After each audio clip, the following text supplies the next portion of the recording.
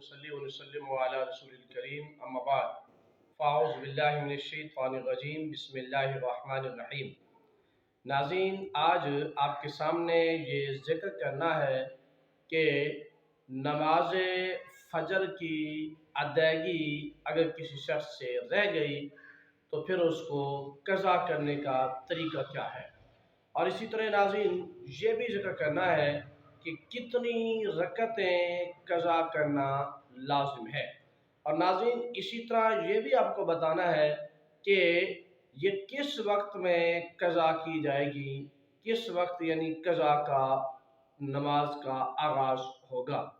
इसी तरह नाज़रीन ये भी आपको बताना है कि नमाज फ़जर की कज़ा जब पढ़ेंगे तो कज़ा की नीयत क्या होगी।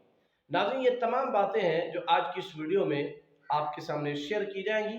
तो मैं उम्मीद करता हूं कि आप तमाम हज़रात इसको मुकम्मल देखेंगे भी सही और अपने दोस्त अहबाब तक इसको शेयर करेंगे ताकि कहीं भी किसी के साथ जो ये मामला है तो वो दुरुस्त हो जाए, उसके नॉलेज में इजाफा हो जाए।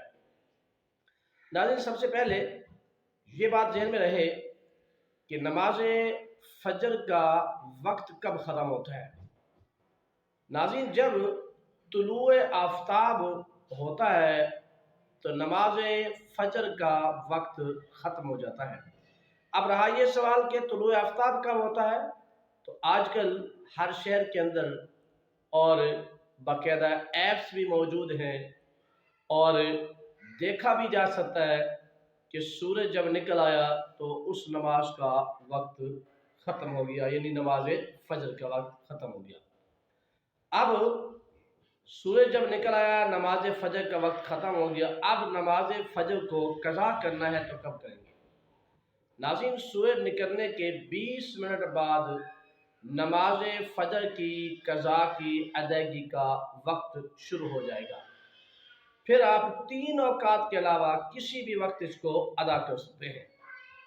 इसी तरह नाज़रीन जो है नमाज फजर की जब आप कज़ा करेंगे, अगर आप लोग नमाज फजर की कज़ा ज़वाल से पहले करते हैं तो उसका तरीका कुछ और है, और अगर ज़वाल के बाद करते हैं तो उसका तरीका कुछ और है, ताकि हमारे नाज़रीन के ज़हन में ये सवाल उठता है। और अक्सर लोग हमसे ये सवाल पूछते हैं कमेंट्स में कि कितनी रकत हम पढ़ेंगे। तो नाज़रीन अगर ज़वाल के वक़्त से पहले आप नमाज फजर कज़ा अदा कर रहे हैं तो फिर आपको फजर की सुन्नत भी पढ़नी होगी और फजर के फ़र्ज भी पढ़ने होंगे, यानी 4 रकत नमाज की आप कज़ा करेंगे। इसी तरह नाज़रीन अगर कोई शख्स नमाज फजर की कज़ा अदा करने वाला है मगर ज़वाल के बाद उसको अदा करता है, या फिर जो है उसको किसी और वक्त में मकरूह औकात के अलावा उसको अदा करता है, तो उस सूरत में उस पर सिर्फ 2 रकत फ़र्ज पढ़ने लाजमी है, सुन्नत की कज़ा नहीं है।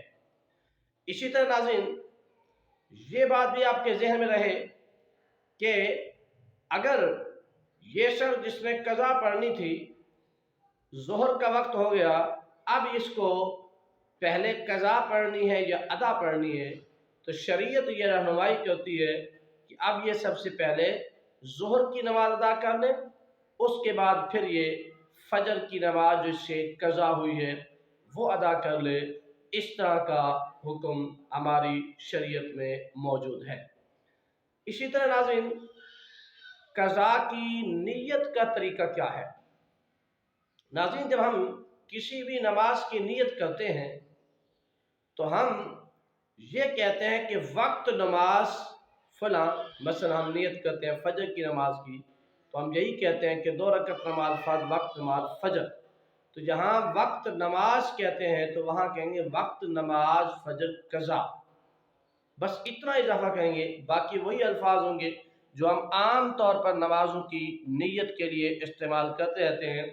बस जब यहाँ वक्त की बात आएगी तो यहाँ कहेंगे वक्त नमाज फजर कज़ा या वक्त नमाज ज़ोहर कज़ा, جو بھی نماز کا وقت ہوگا، جس نماز کو آپ نے قضا کیا ہوگا اس نماز کا نام لینا ہوگا۔ ناظرین، اسی طرح کچھ لوگ نماز فجر کی قضا ادا کرنے میں جو کوتاہی کر جاتے ہیں، وہ یہ سمجھتے ہیں کہ شاید نماز ہم سے معاف ہو چکی ہے۔ ناظرین، ایسا نہیں ہے۔ یہاں پر یہ بات انتہائی ضروری ہے آپ سب ناظرین کے لیے کہ جس شخص کی نماز قضا ہوئی ہے، یعنی فجر کی قضا ہوئی یا کوئی بھی نماز قضا ہوئی، اگر وہ صاحب ترتیب ہے، یعنی ایسا شخص ہے جو زندگی میں ہمیشہ نمازیں پڑھنے والا ہے، اس کی 5 سے زائد نماز کبھی قضا ہی نہ ہوئی ہو زندگی میں، تو ایسے شخص کے لیے یہ ہے کہ وہ صاحب ترتیب ہے، وہ ظہر کی ادائیگی سے پہلے فجر کی قضا لازمی پڑے گا۔ لیکن اگر دوسرا وہ شخص ہے جو کبھی نماز ادا کرتا ہے اور کبھی نماز ادا نہیں کرتا، ایسا شخص جب ہے تو اس کے لیے یہ ہے کہ وہ پہلے جو ہے ادا نماز پڑھے گا، پھر قضا نماز پڑھے گا۔ اللہ تعالی ہمیں دین متین